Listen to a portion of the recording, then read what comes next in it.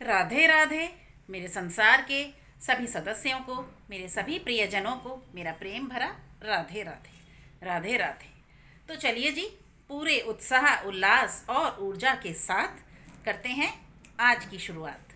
देखिए, आज हम बात करेंगे मकर संक्रांति के बारे में, जो 14 जनवरी को हर वर्ष हम मनाते हैं। साथ ही मकर संक्रांति प्लस एकादशी, षठ तिला एकादशी, बेहद बेहद बेहद अद्भुत संयोग। दोनों चीज़ें, दोनों हमारे इतने बड़े अद्भुत पर्व एक ही दिन पड़ रहे हैं, एक ही तिथि पर पड़ रहे हैं। जानते हैं, 23 वर्षों बाद, पूरे 23 वर्षों बाद ऐसा महासंयोग बन रहा है जब दोनों इतने महत्वपूर्ण मौके एक दिन, मात्र एक ही दिन, एक ही तिथि पर पड़ रहे हैं। मकर संक्रांति प्लस षठ तिला एकादशी। भाई, मकर संक्रांति, सूर्य मकर राशि में प्रवेश करते हैं, उसे हम संक्रांति के रूप में हर वर्ष मनाते हैं। देखिए, सूर्यदेव दक्षिणायन से इस दिन उत्तरायण हो जाते हैं, इसीलिए हम मकर संक्रांति मनाते हैं। हर जगह इसे अलग अलग नामों से भी लोग बोलते हैं। अब उधर षठ तिला एकादशी, श्री हरि नारायण को समर्पित, श्री हरि विष्णु भगवान का दिन, इतना बड़ा दिन, इतना बड़ा संयोग। देखिए, अब करें क्या क्या। देखिए, हम सभी जानते हैं मकर संक्रांति पर चावल का दान, खिचड़ी का दान किया जाता है। भाई, खिचड़ी का, गुड़ का, इत्यादि चीज़ों का दान किया जाता है, अन्न का दान किया जाता है। लेकिन लेकिन लेकिन दिन है साथ में षठ तिला एकादशी का। एकादशी अन्न चावल पूर्णतया वर्जित, पूरी तरह प्रतिबंधित। अब क्या होगा, देखिए मैं यहाँ आप लोगों को बताऊँ, 14 जनवरी को दोनों संयोग एक साथ हैं। हम दान तो करेंगे, मकर संक्रांति है भाई, हम दान पूरी तरह करेंगे, लेकिन दान करेंगे तिल का, गुड़ का, गरम वस्त्रों का और किसी भी तरह के और अन्न का, चावल को छोड़कर। चावल पूर्णतया वर्जित है एकादशी की वजह से, तिथि एकादशी की भी है। आप तिल का दान कीजिए, गुड़ का दान कीजिए, गरम वस्त्रों का दान कीजिए। और देखिए, खिचड़ी का दान नहीं होगा। खिचड़ी का दान जो लोग करना चाहते हैं या जो लोग करेंगे, वो देखिए समा के चावल आते हैं। समा के चावल व्रत में मान्य होते हैं। अगर आप करना चाहते हैं तो आप समा के चावल का इस्तेमाल कर लीजिए, लेकिन मैं यहाँ यही सलाह दूंगी। षठ तिला एकादशी है, इतनी बड़ी एक महत्वपूर्ण और बड़ी एकादशी है। चावल को वर्जित, जब चावल वर्जित हैं तो प्लीज़ चावल को किनारे कीजिए।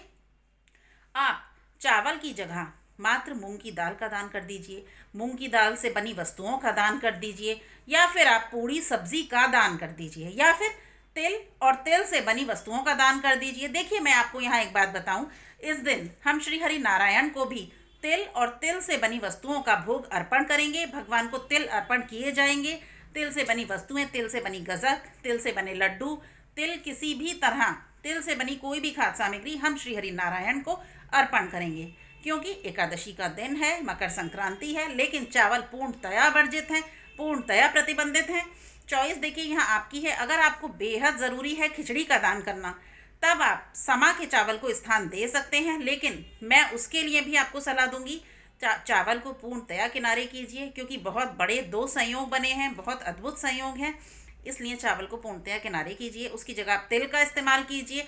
तिल से बनी समस्त वस्तुएं जो भी हैं, किसी को भी आप चुन लीजिए दान स्वरूप। और देखिए, यहाँ मैं आपको एक बात बताऊँ, तिल, गुड़ और ऊनी वस्त्र, गरम वस्त्र का दान बेहद महत्वपूर्ण, जो इस तिथि पर किया गया वो आपको कई गुना बढ़कर फल देगा। बेहद शुभदायी, बेहद फलदायी, बेहद पुण्यदायी है ये दान। जानते हैं, गुड़, तिल और ऊनी कपड़ों का दान इस तिथि पर किया जाने से शनिदेव आपकी कुंडली में कितने कितने प्रभावपूर्ण परिणाम देने लगते हैं, कितनी शक्तिशाली हो जाते हैं, कितनी कृपा शनि महाराज की जातकों पर बरसती है मात्र इन 3 दानों से। गुड़, गरम वस्त्र, साथ ही तिल।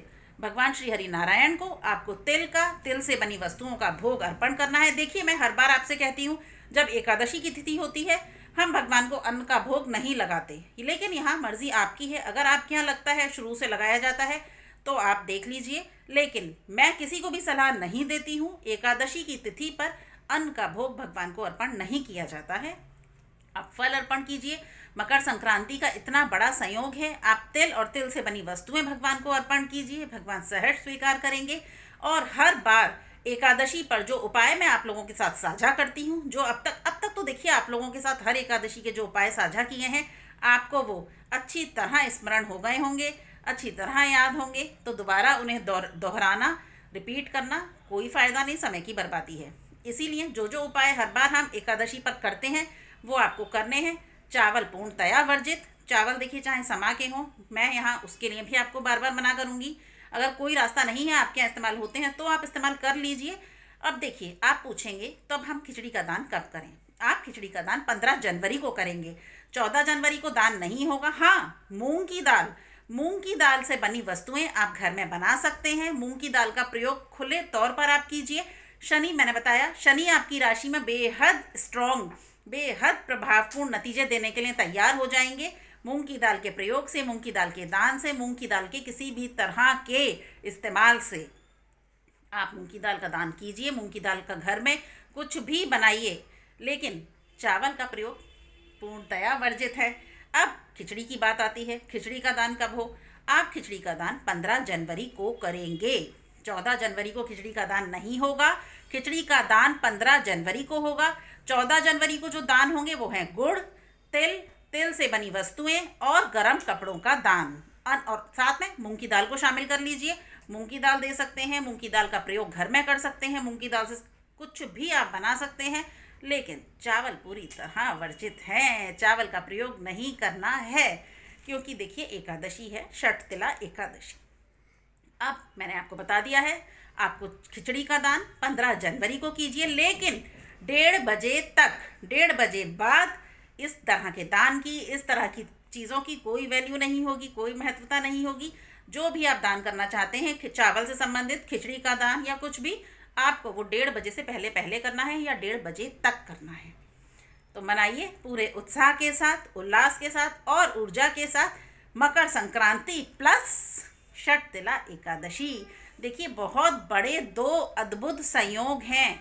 एक बार फिर बता दूं, जो पूरे 23 साल बाद बने हैं, इस मौके को बिल्कुल मिस मत कीजिए। सूर्य उत्तरायण हो जाएंगे मकर संक्रांति के दिन। सूर्य देव की पूजा को समर्पित है, बहुत बड़ा अद्भुत दिन है।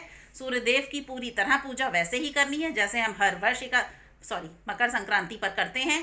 सूर्य देव को पूरी तरह समर्पित दिन है, इसलिए उनकी पूजा पाठ में कोई कोताही नहीं। आदित्य हृदय स्त्रोत का पाठ ज़रूर करना है, क्योंकि देखिए मैंने आपको इस साल की शुरुआत में ही बता दिया था, ये पूरा वर्ष 2026 सूर्य देव की पूजा को समर्पित है। श्री सूर्य नारायण का साल है। पूरा 2026 सूर्य देव का साल है, सूर्य देव की, सूर्य नारायण की, सूर्य का साल है। बल्ले बल्ले पूरे साल सूर्य देव की रहेगी, पूरे साल सूर्य का वर्चस्व रहेगा, पूरा साल सूर्य को समर्पित है। इसलिए सूर्य देव की जितनी पूजा आराधना आप कर सकें पूरी कीजिए, पूरी भक्ति से कीजिए, तन्मयता से कीजिए। एकादशी का पर्व है, साथ में किस तरह क्या क्या करना है सब आपको बता दिया है। चलिए जी, मिलती हूँ बहुत जल्द आपसे। तब तक के लिए जय जय श्री राधे, जय जय श्री राधे, जय जय श्री राधे। राधे राधे दोस्तों।